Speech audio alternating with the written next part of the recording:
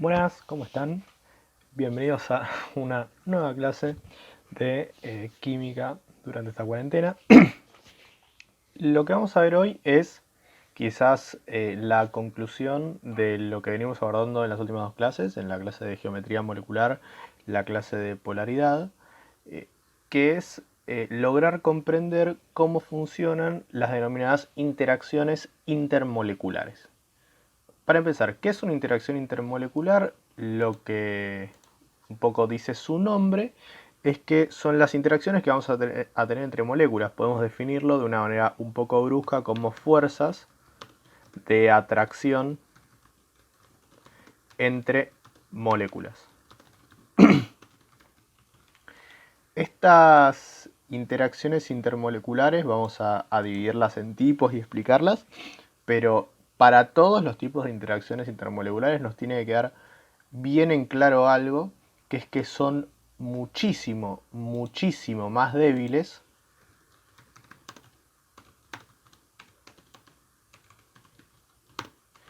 que un enlace intramolecular, o sea, un enlace covalente o una unión iónica. O sea, igual esto un poco por deducción lo sacamos, porque si no me equivoco hemos hablado de que la unión iónica es mucho más fuerte que un enlace covalente y por lo tanto si las fuerzas son si las interacciones intermoleculares son fuerzas más débiles que un enlace covalente, van a ser también más débiles que una unión iónica. Pero bueno, lo aclaramos por las dudas. Entonces, tenemos interacciones intermoleculares siempre en la cabeza que son mucho más débiles que un enlace covalente o una unión iónica. Recordemos qué significaba que un enlace sea débil o que algo sea débil en la química, es que requiero más o menos energía para romperlo, ¿sí? O sea, voy a necesitar menos energía para romper una interacción intermolecular que para romper un enlace covalente. Lo cual tiene bastante sentido porque nosotros, por ejemplo, sabemos a esta altura que los gases son moléculas completamente separadas y generar un gas lo podemos hacer con cosas que tenemos a mano, que es hirviendo agua, por ejemplo, mientras que romper un enlace covalente es algo que cuesta bastante más y que ni siquiera tenemos en claro cómo sucede, ¿sí? A efectos de esta materia al menos. Pero bueno, entonces, introducimos bien este concepto que es interacciones intermoleculares, que son las fuerzas de atracción entre moléculas y son mucho más débiles que un enlace covalente o una unión iónica. Bien, ¿qué tipos de interacciones intermoleculares hay? Vamos a ver tres tipos. Interacciones de Van der Waals, perdón, de London, o también llamadas dispersivas.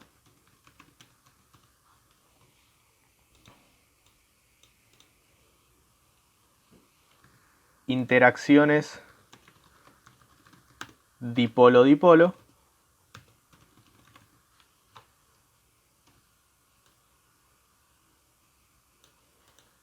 Y por último vamos a ver las interacciones llamadas puente de hidrógeno.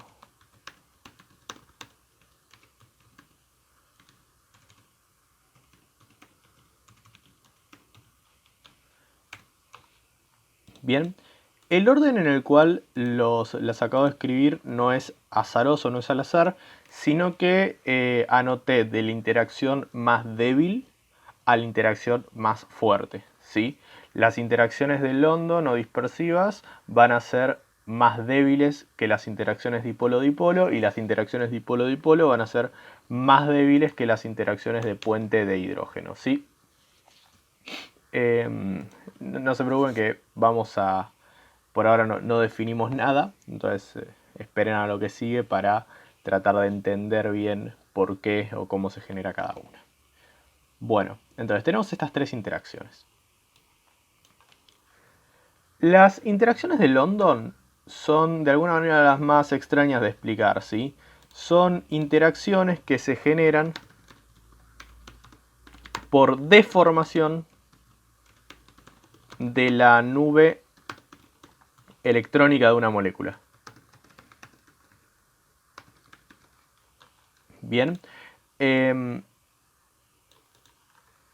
Entonces, esto lo vimos un poco, lo hablamos bastante cuando expliqué lo de dipolos, o sea, la polaridad de un enlace, que hablé de que tenemos una nube electrónica alrededor de toda la molécula y cuando una molécula es polar, esa nube electrónica es más grande del lado del átomo más electronegativo que del otro. Bueno, tenemos entonces una nube electrónica alrededor de esa molécula y a medida que esa nube electrónica se deforma, genera lo que sería un dipolo transitorio, ¿sí? O sea, imaginemos lo siguiente, tenemos una molécula, no nos interesa bien cuál es, pero supongamos que tiene una nube electrónica, vamos a hacerlo,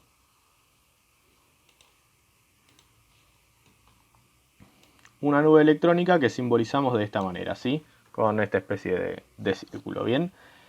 Ahora, los electrones se mueven constantemente y sobre todo se mueven en base a los estímulos que esta molécula va recibiendo. Entonces, quizás durante unos breves instantes, esta molécula, en lugar de ser así, puede que pase a ser, no sé, así. No me quedo exactamente igual. Vamos a hacer algo. Vamos a hacer esto.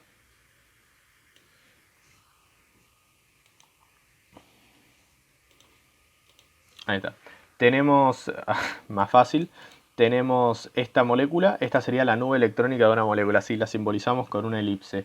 Ahora, en algún momento esta elipse pasa de ser perfectamente circular a ser una cosa así.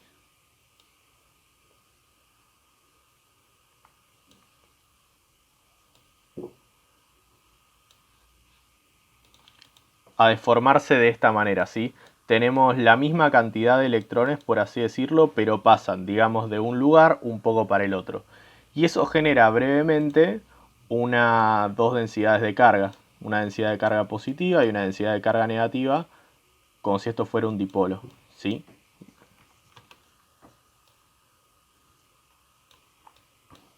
Esto sería muy breve y después vuelve a su estado, digamos, normal, ¿sí? Entonces tendríamos nuestra molécula con su nube electrónica, pasa por una breve deformación en la cual se genera lo que se conoce como un dipolo transitorio,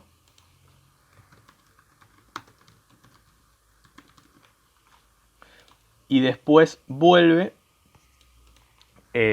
a su estado normal.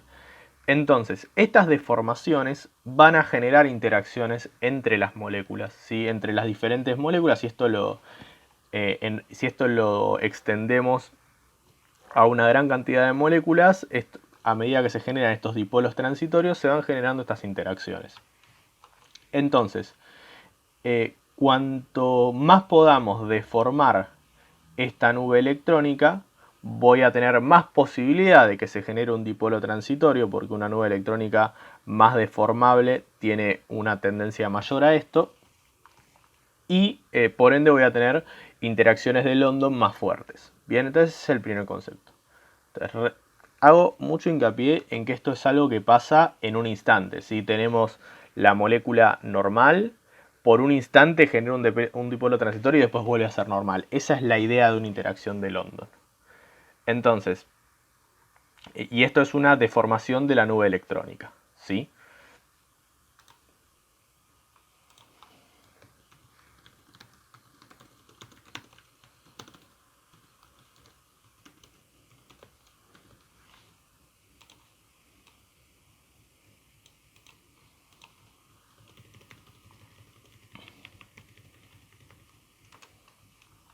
Bien, entonces, lo que nos dice esto es que cuanto más deformable sea esta nube electrónica,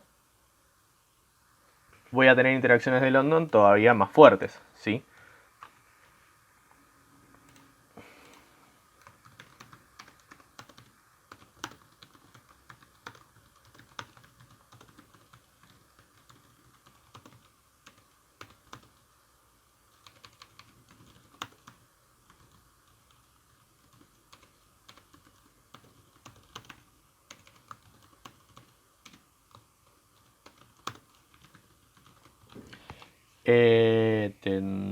Cuando más deformable sea, tendré. Vamos a conjugar bien. Bien. Ahora, esta propiedad, esta capacidad de deformación de la nube electrónica es lo que se conoce como polarizabilidad. La polarizabilidad es precisamente la tendencia a deformar, a la deformación de la nube electrónica. ¿Por qué explico lo que es este concepto de polarizabilidad? Porque nosotros vamos a tener que tratar de saber o de deducir cuándo una molécula tiene más interacciones de London que otra. Y para eso tenemos que saber cuánto más deformable es la nube electrónica de una con respecto de la otra, o sea, cuál tiene la nube electrónica más deformable, y por ende estamos hablando de cuál es más polarizable, ¿sí? Bien, entonces, cuando una molécula tenga átomos polarizables, va a ser una molécula polarizable. Pero cuando los átomos son cada vez más polarizables, piensen que si yo lo que necesito es que la nube electrónica se deforme, yo lo que voy a necesitar es que esta nube electrónica sea lo más grande posible y lo más alejada del núcleo posible. Y nosotros vimos una propiedad que expresa eso, que es el radio atómico, que es el tamaño, entre comillas, de un elemento. Por ende, elementos con mayor radio atómico, lo que sería más grandes, van a ser más polarizables.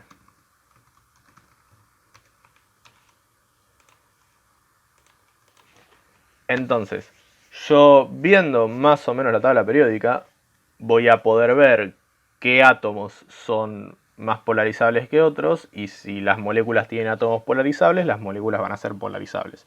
Esto se traslada de manera directa, ¿sí? Quiero aclarar que si bien el radio atómico crece de lo que sería depende de cómo vean la tabla, ¿no? Pero si vemos la tabla de frente crece de derecha a izquierda y de arriba para abajo, por ende el elemento con menor radio atómico es el flúor, mientras que el elemento con mayor radio atómico es el francio. Nosotros nos vamos a centrar fuertemente en la parte de no metales para esto. O sea, si bien el francio, que es un metal alcalino, es el que tiene el mayor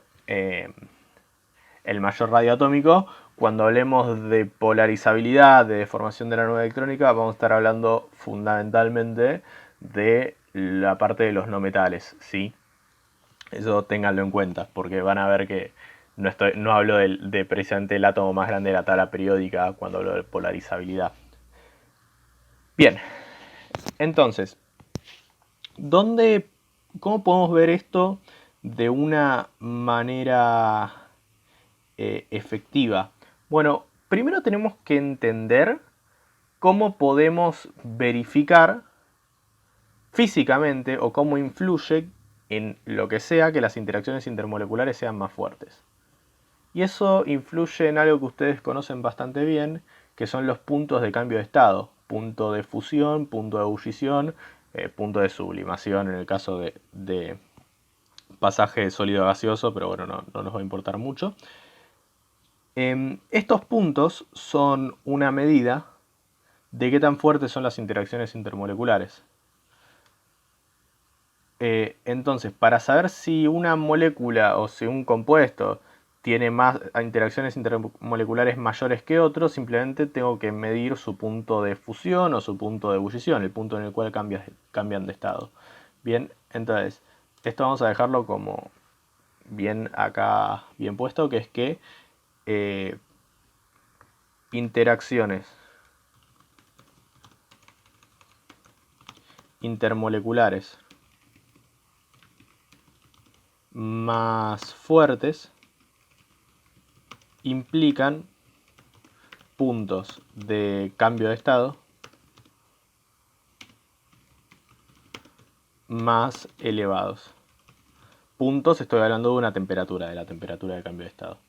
Bien, ¿por qué explico esto? Porque nuestro primer ejemplo de cómo estas interacciones de London aparecen y cobran diferentes características va a tener que ver con puntos de ebullición y puntos de fusión, ¿sí?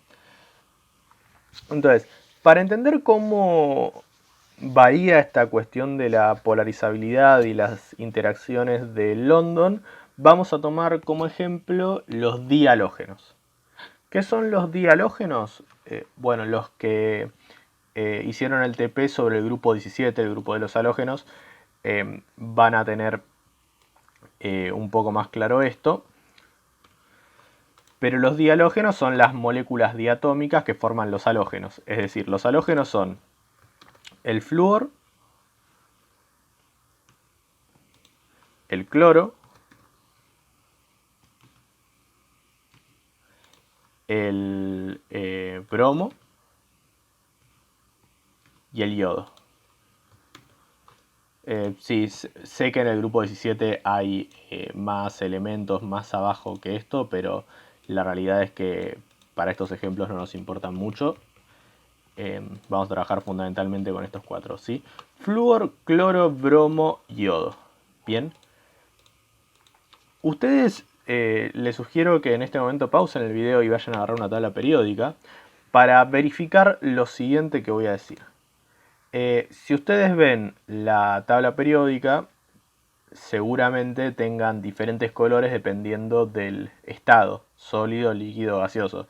En las tablas de librería, si no me equivoco, los gases están en verde, los sólidos están en negro y los líquidos están en celeste, una cosa así, ¿sí?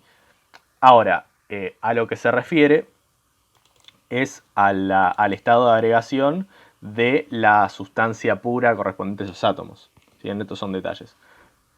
Pero si ustedes se fijan, van a ver que dice que el flúor es gaseoso, el cloro es gaseoso, el bromo es líquido y el yodo es sólido. Lo primero que voy a aclarar es que no se refiere a los elementos en estado monoatómico, sino que se refiere a las moléculas de flúor 2, cloro 2, bromo 2 y yodo 2, ¿sí? Que son las sustancias puras para estos halógenos. Bien, entonces, yo lo que quiero que veamos es que descartemos cualquier otro tipo de interacción o cualquier cosa que surja, ¿sí? Entonces, estas son todas moléculas diatómicas o monucleares, por ende no tengo polos, no tengo absolutamente nada. ¿Sí? Si hacemos la Lewis nos quedan dos átomos exactamente iguales, no hay ningún momento dipolar ni nada. Bien, pero lo que vemos es que este es un gas, este es otro gas,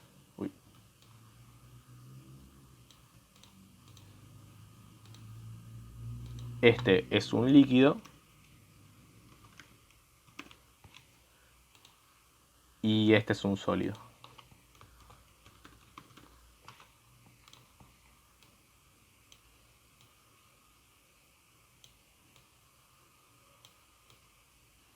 Bien, todo esto obviamente a temperatura ambiente, ¿sí?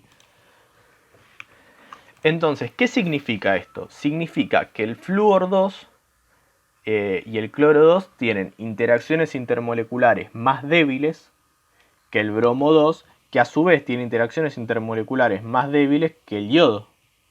Porque a una misma temperatura el yodo está en estado sólido, el bromo está en estado líquido y el cloro y el flúor están en estado gaseoso. ¿A qué se debe esto? Si son todas moléculas prácticamente iguales cuando uno las arma, esto se debe precisamente a la polarizabilidad. A medida que yo bajo en el grupo, el radio atómico va creciendo y tengo átomos y por ende moléculas cada vez más polarizables. Y por ende tengo interacciones intermoleculares mayores.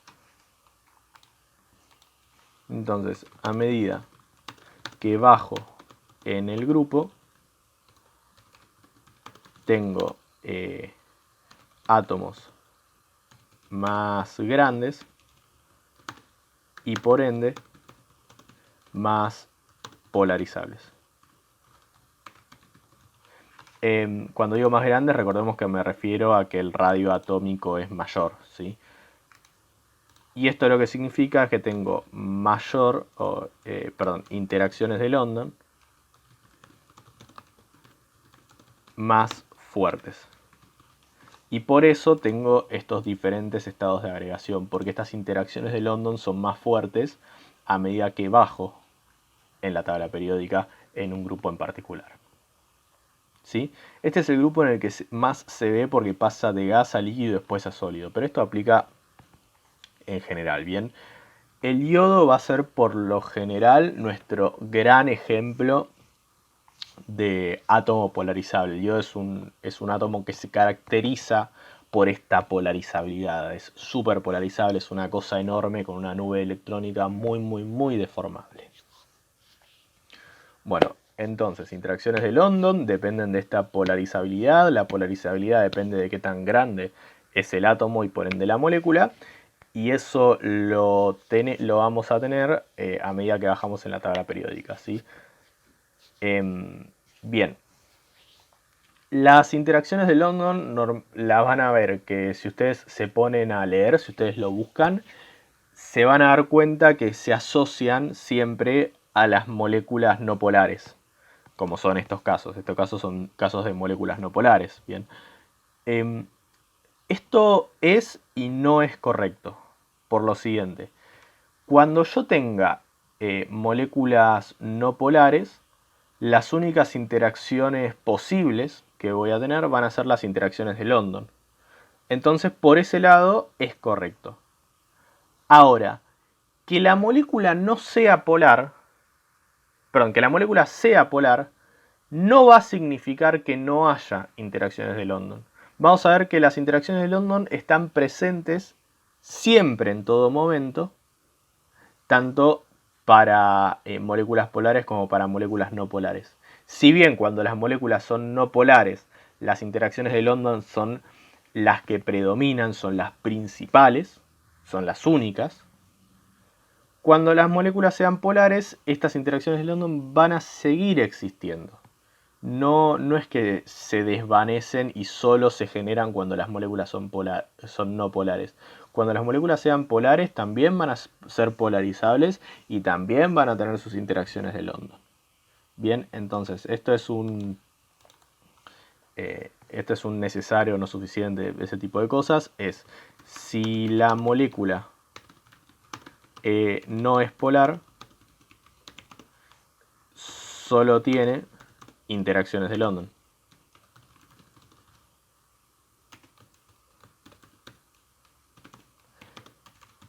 Pero si la molécula es polar, también va a tener interacciones de estas interacciones. Bien, o sea, las interacciones de London van a estar siempre. Van a estar más o menos relegadas con respecto a otras interacciones. Eso puede pasar. En las interacciones va a jugar mucho la cuestión de la relevancia. ¿Qué tan relevante es esta interacción frente a otra? Ahora, siempre están. Interacciones de London están siempre, ya sea moléculas polares, no polares. Bien, entonces este es el primer tipo de interacción, que son las interacciones de London, ¿sí? Bien, pasemos al segundo tipo de interacciones, que son las interacciones dipolo-dipolo. Bien, las interacciones dipolo-dipolo, faltó un guión acá. Las interacciones dipolo-dipolo, como su nombre lo indica, son las interacciones que se generan entre moléculas polares. Bien, yo cuando tengo una molécula polar, vamos a hacerla de esta manera.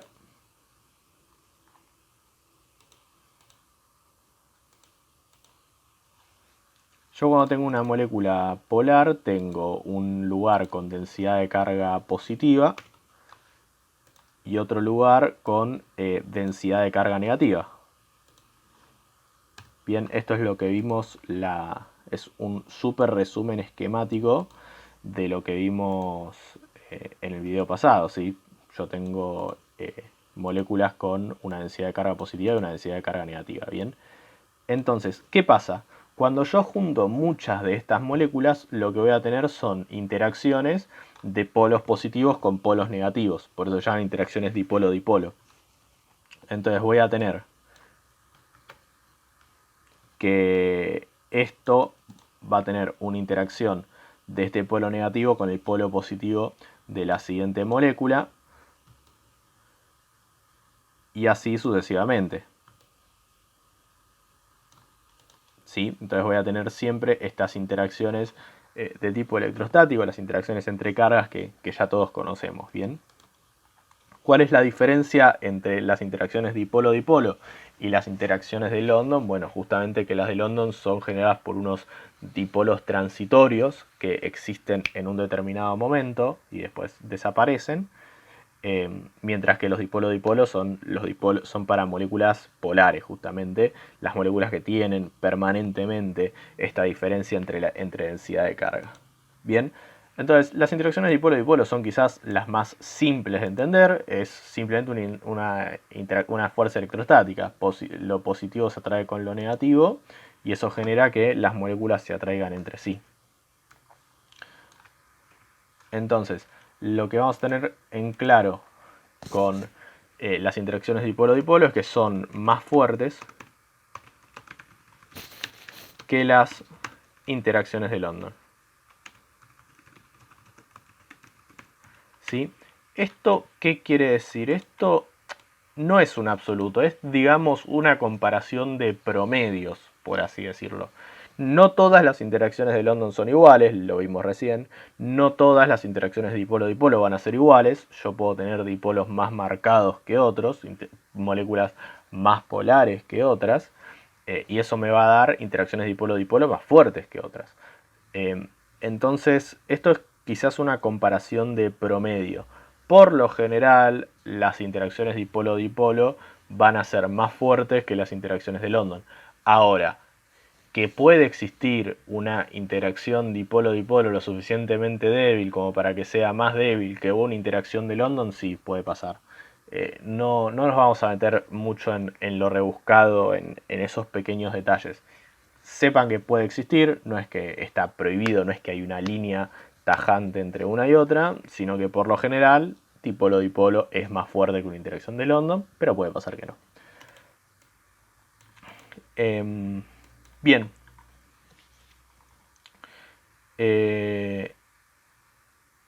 Entonces, interacciones dipolo-dipolo es esta, son las interacciones entre el polo positivo y el polo negativo de una molécula polar. Creo que no hay un gran misterio con esto.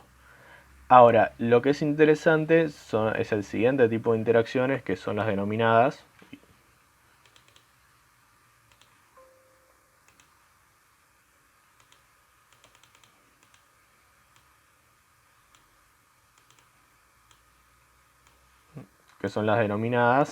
puentes de hidrógeno, ¿sí?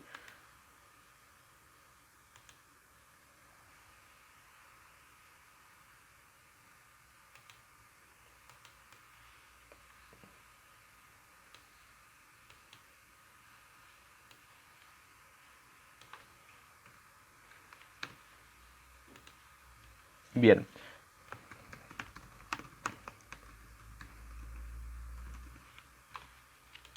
¿Qué son las interacciones puente de hidrógeno?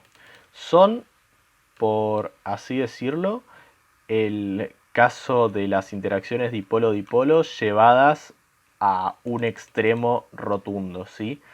Las interacciones puente de hidrógeno se va a dar cuando yo tengo moléculas con hidrógeno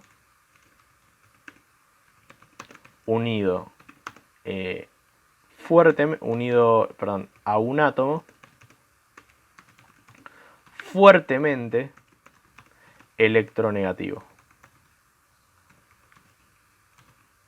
Bien, y cuando hablo de un átomo fuertemente electronegativo, estoy hablando de que estas interacciones de puente de hidrógeno las voy a tener cuando yo tenga hidrógeno unido a nitrógeno, oxígeno y flúor. Son los tres casos en los que yo tengo un puente de hidrógeno, ¿sí? Si no tengo alguno de estos tres átomos, no voy a llegar a tener un puente de hidrógeno generado. Bien, entonces, puente de hidrógeno es cuando yo tengo un hidrógeno unido fuertemente a un átomo electronegativo. Perdón, unido a un átomo fuertemente electronegativo. Bien, veamos el ejemplo clásico, que sería el agua. El agua con la forma H2O, y vimos cuando vimos TREPEB que esto nos termina quedando una molécula angular, ¿sí? Nos termina quedando el oxígeno en el centro,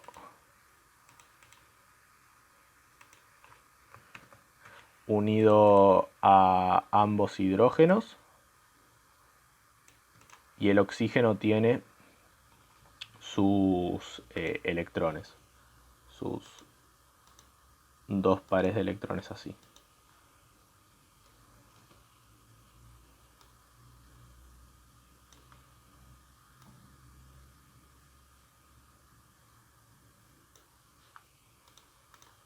Bien.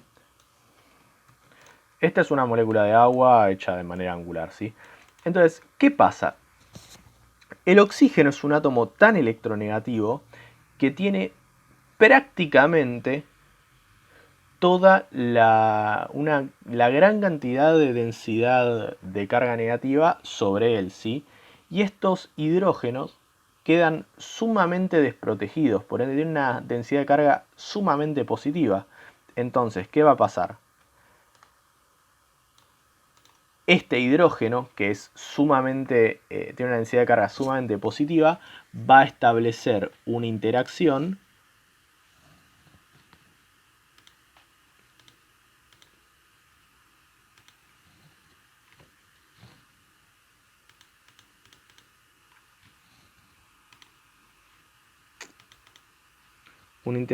con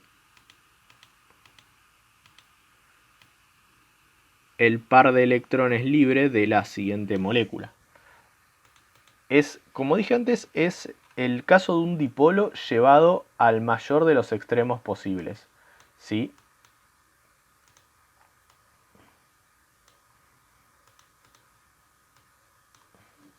Entonces voy a tener este hidrógeno que tiene una densidad de carga sumamente positiva, que va a generar este tipo de interacción con un par libre de la otra molécula de hidrógeno, la otra molécula de agua, ¿sí?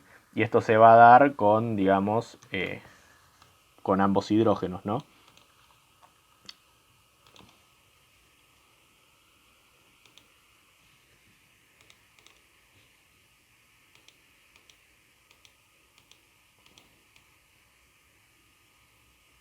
Bien, entonces, este tipo de interacción de esta manera es la interacción de puente de hidrógeno, justamente. ¿Cuáles las particularidades de la interacción puente de hidrógeno? Bueno, primero es mucho más fuerte que las otras dos.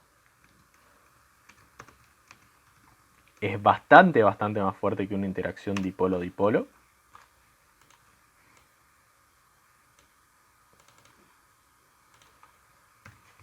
Como primer punto.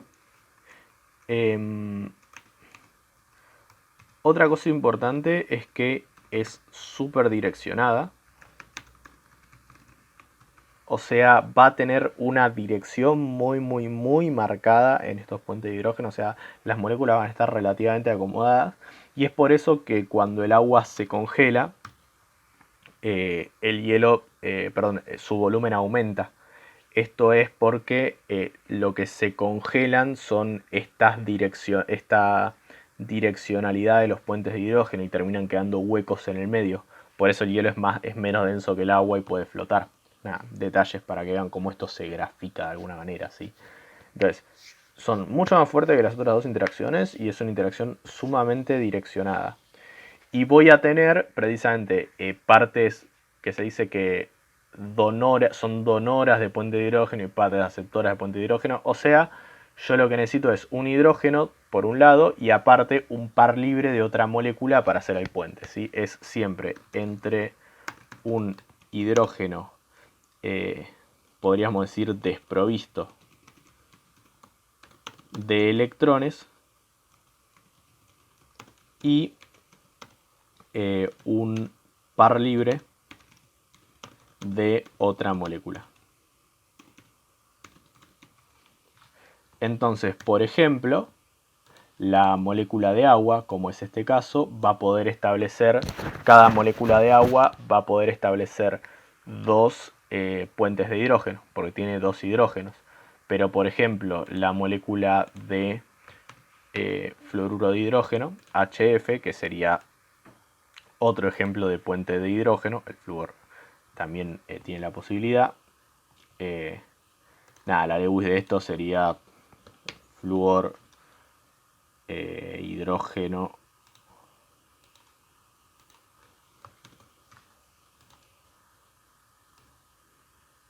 flúor hidrógeno, una unión covalente entre los dos.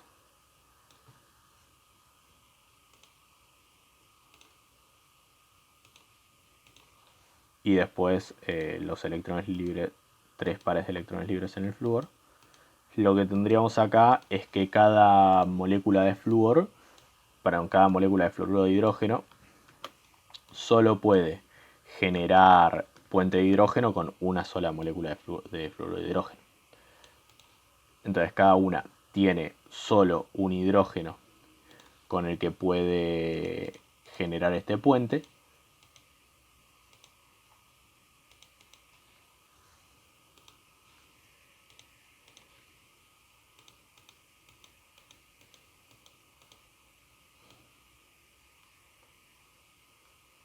Pero a su vez cada molécula de fluoruro de hidrógeno podría recibir, entre comillas, 3 puentes de hidrógeno, porque tiene 3 pares de electrones.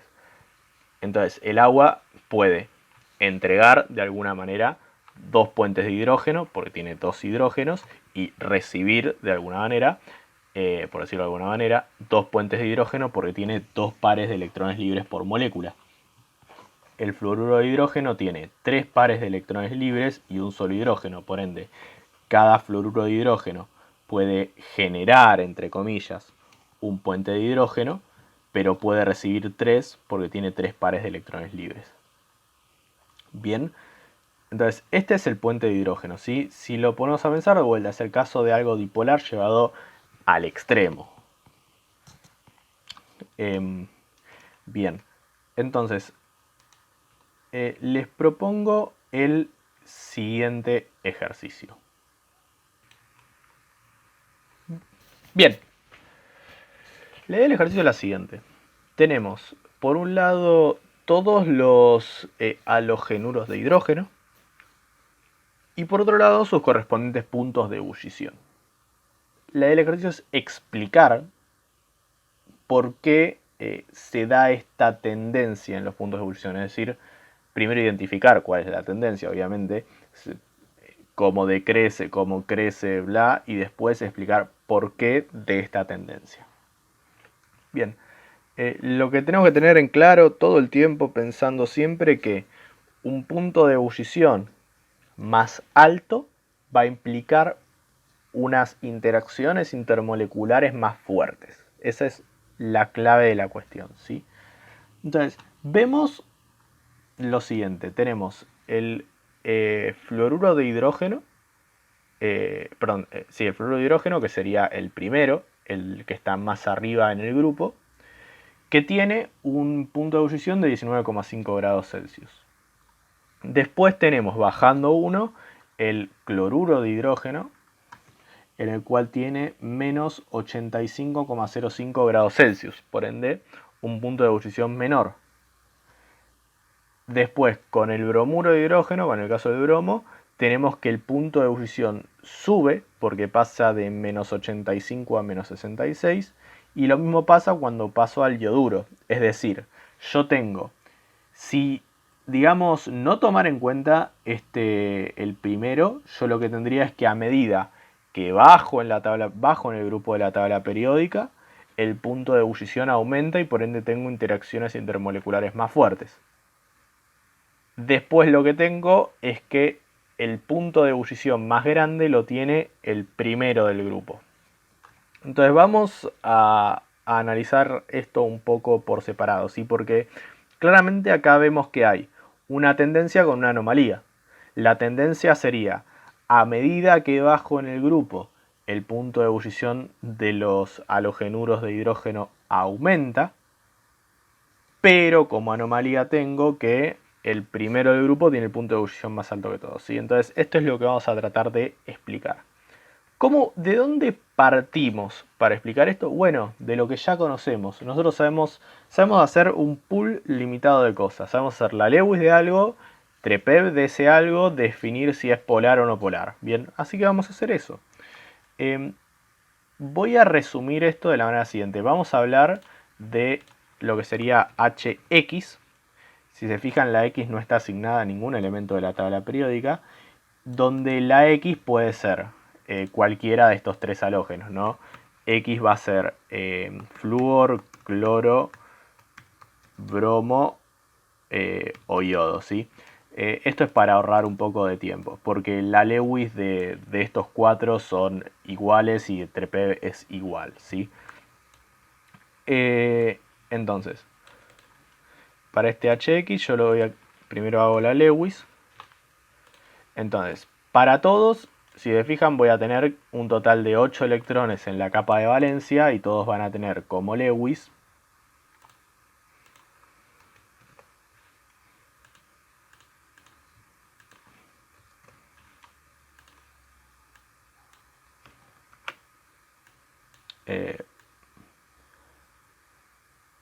todos van a tener como Lewis un enlace covalente con el hidrógeno y los electrones que nos quedan restantes, que son 6, alrededor de el átomo de halógeno, ¿sí? Si la X fuera flúor, cloro, bromo, yodo, da lo mismo. La Lewis siempre es esta, ¿bien? O sea, todo esto lo estoy haciendo por ahorrar un poco de tiempo. Bien, la Lewis es esta. Trepev creo que no hace falta hacerlo, es una molécula diatómica. Las moléculas diatómicas son inevitablemente lineales. Y lo que tengo es un dipolo claramente marcado hacia el átomo de halógeno, ¿sí? Hacia el átomo que no es hidrógeno. Bien, voy a tener un momento dipolar bien marcado hacia allá. O sea, van a ser todas moléculas polares, ¿sí?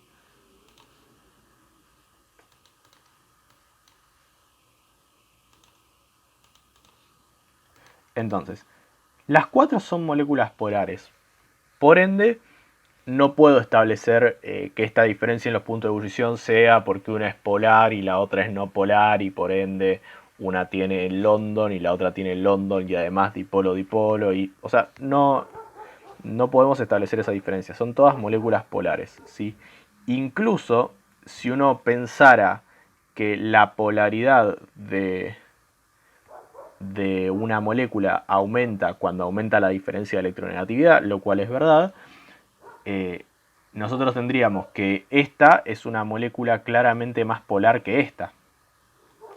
Por ende, si lo pensamos en términos de interacciones, debería tener interacciones polares más fuertes en este caso que en este caso, porque el dipolo es mayor. La molécula es más polar acá que acá. Pero vemos que la expresión es la contraria, porque acá tengo como dato, el dato es que esto tiene interacciones intermoleculares más fuertes que esto.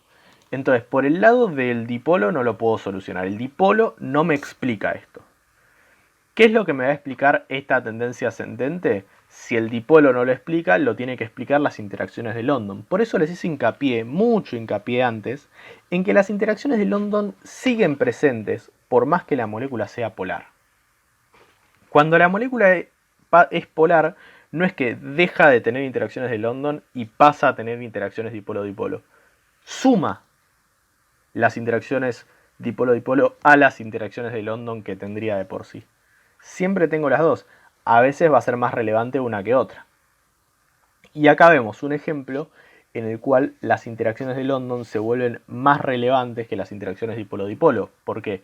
Porque lo que explica que esta molécula tenga interacciones intermoleculares más débiles que esta molécula es que esta molécula es superpolarizable, porque tiene un átomo de iodo que es un átomo recontrapolarizable y que tiene interacciones de London mucho mayores que esta. Esa es la explicación de por qué el punto de ebullición está subiendo desde acá hasta acá. Es porque el yodo es un átomo más polarizable que el bromo es más polarizable que el cloro, y por ende voy teniendo interacciones de London más fuertes a medida que bajo en la tabla de esta manera. ¿Sí? Entonces, la conclusión de esto es la tendencia a subir del punto de ebullición desde el cloro al yodo, obviamente aplicado en estos compuestos, se explica por el aumento de las interacciones de London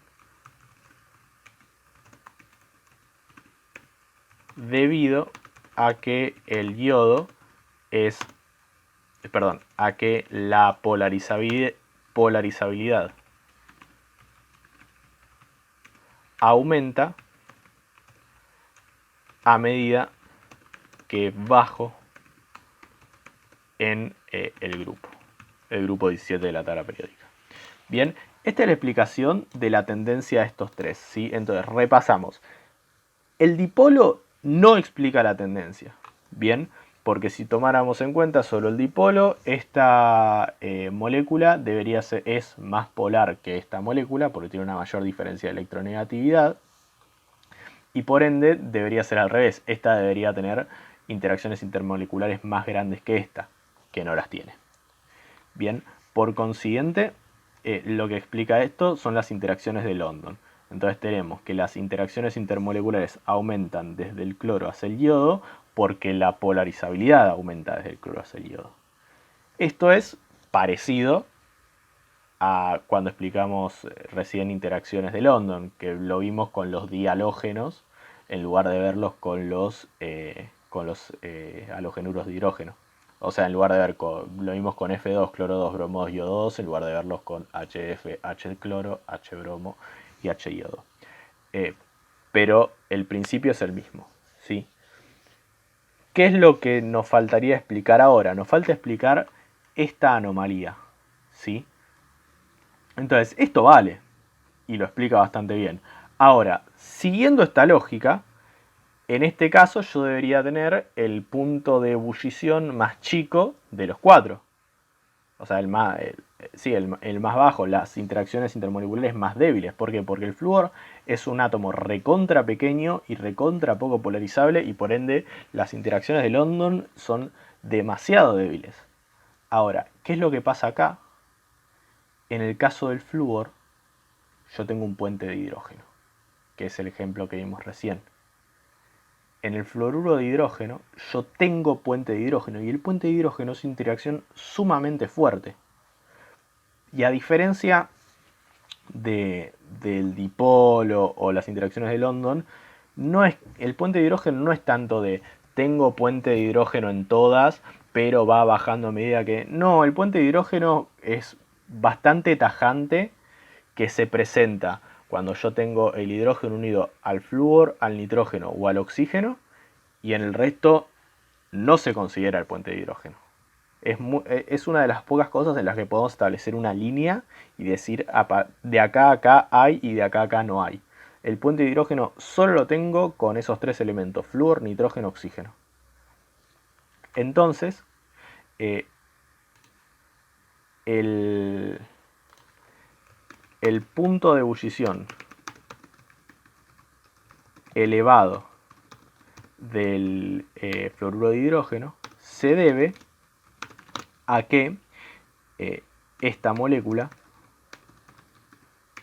presenta un puente de hidrógeno. Y el puente de hidrógeno, como dijimos antes, es la interacción intermolecular más fuerte de las tres. Es sumamente más fuerte que las interacciones de London o que las interacciones dipolo-dipolo. Y eso hace que la tendencia tenga esta anomalía, esta excepción. Entonces, de acá para abajo tengo esta explicación. Y en este caso tengo una excepción, tengo un punto de ebullición tan elevado porque presento un puente de hidrógeno que no presentan las otras tres. Bien. Entonces, es muy importante que esta explicación yo la considero posiblemente una de las explicaciones centrales de esta materia, por el hecho de que usa criterios químicos para razonar y para explicar un hecho que incluso incluye, valga la redundancia, una excepción a una tendencia.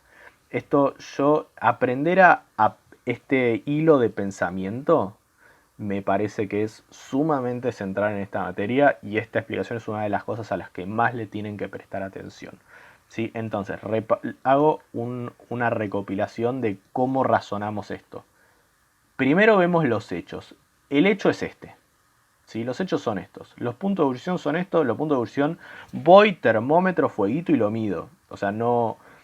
Ante los hechos yo los puedo explicar, pero no los puedo modificar. Esto es un hecho, ¿sí?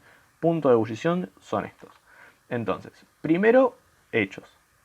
Veo cuál es la tendencia.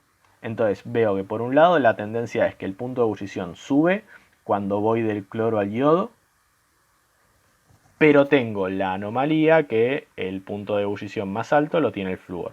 Todo esto hablando obviamente del compuesto de hidrógeno con el halógeno del que estoy hablando. Bien, identifiqué la tendencia con la anomalía que haya. Entonces paso a tratar de explicarla. ¿Cómo le explico? Primero hago una Lewis. Siempre hago una Lewis primero que nada. Si puedo establecer una geometría Trepev la hago, en este caso era innecesario. Y a partir de eso establezco la polaridad. Entonces, viendo que son todas moléculas polares del mismo tipo, veo que la polaridad no explica la tendencia o al menos no explicaría esta diferencia. Entonces paso a tratar de explicarlas, en este caso, por las interacciones de London y veo que la explicación coincide con esta tendencia. Por último, una vez que expliqué la tendencia, explico la anomalía. Si ese orden es importante, no me centro en la anomalía para no explicar para adaptar la tendencia a eso después. No, primero explico la tendencia y después veo qué pasa, por qué este punto es diferente.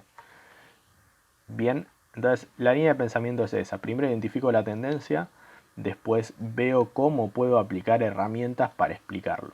La clave es comparar todos los aspectos posibles. Bueno, eso va a ser todo por hoy. Con esto y la clase pasada pueden hacer toda la guía de interacciones intermoleculares, que son 6 ejercicios, que de hecho nos faltaban 3. Van a ver que no creo que les presenten ningún tipo de dificultad. Se responden básicamente con lo que vimos acá, ¿sí? Así que nada, que anden bien y saludos.